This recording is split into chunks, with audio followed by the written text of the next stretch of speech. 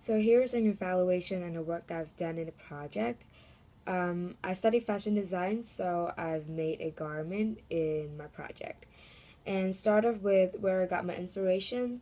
I got my inspiration from buildings around the world. Reason is that because I think beauty and fashion actually have a lot of things in common in terms of color and aesthetic. And to make Nottingham the Star, I've used the Robin Hood story in it, which is basically stealing from the rich to save the poor. And in the project, I've decided to use cheap material like paper, which I've used to represent the poor side of the story and to make the garment look as expensive as possible to represent the rich side of the story. And after the plan, I went for gathering primary resources.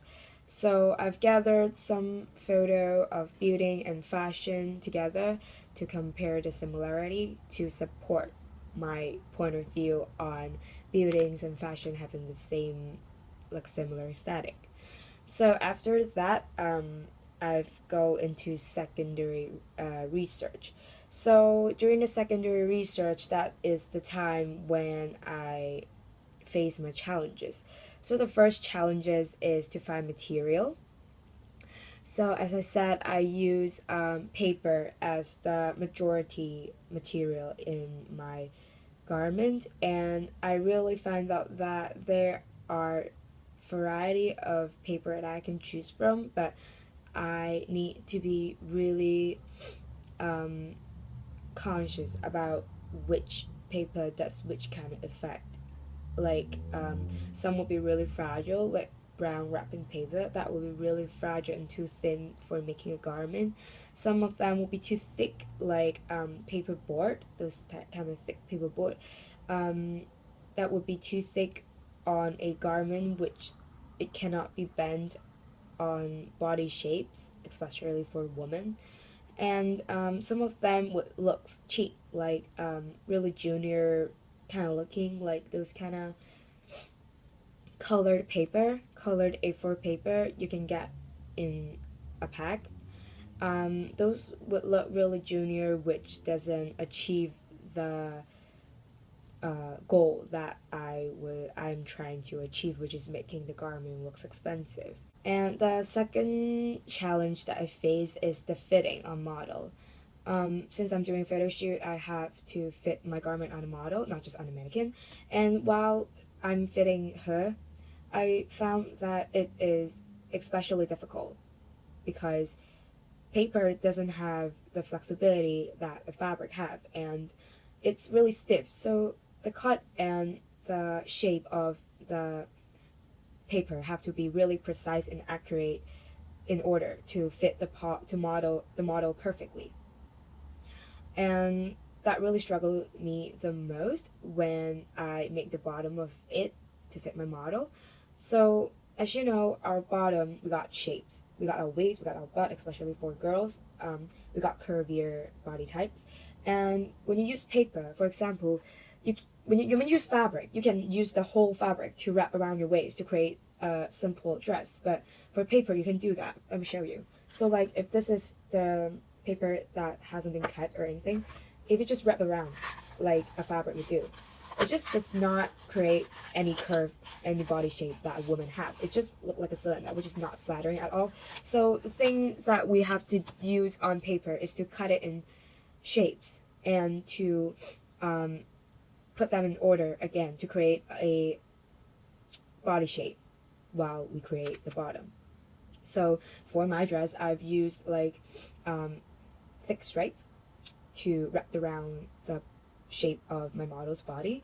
But then it's really hard while I was doing it because no matter how precise you think you are, every body types are different. And when my model fits on it, it actually shows a lot of gap between the stripe that I've made. So I've been adjust that and change that for like 4 to 5 times, adding more paper underneath, adding more fabric underneath to create the perfect size for my model. And it really took me a while and challenges me.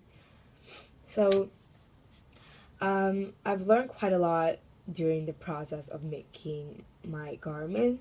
Firstly, I know more about the body shape of a woman. I know more about fabric and material, like the fabric that I've used in my garment called organza. It's kind of silk. I didn't know that before the project. Um, I know more about visual effect of combination in materials. So like what I did in the project, I've used paper and silk. They create a contrast of hard and soft, and it looks really interesting visually. So yep, I've learned more about that, and I can use that in the future. So most importantly, I learned so much more about myself as a designer. During the whole process of making this project, I've been changing my plan time after time, and most of the time I really don't stick to a plan that I think of, which I've written so much on sketchbook. Most of the time I do not follow the step that I planned, and I've realized that I am a spontaneous designer. So what I can improve in the future to be a more successful designer is I need to be more patient while I'm making my garment, because it is a really hard process to make a whole thing yourself.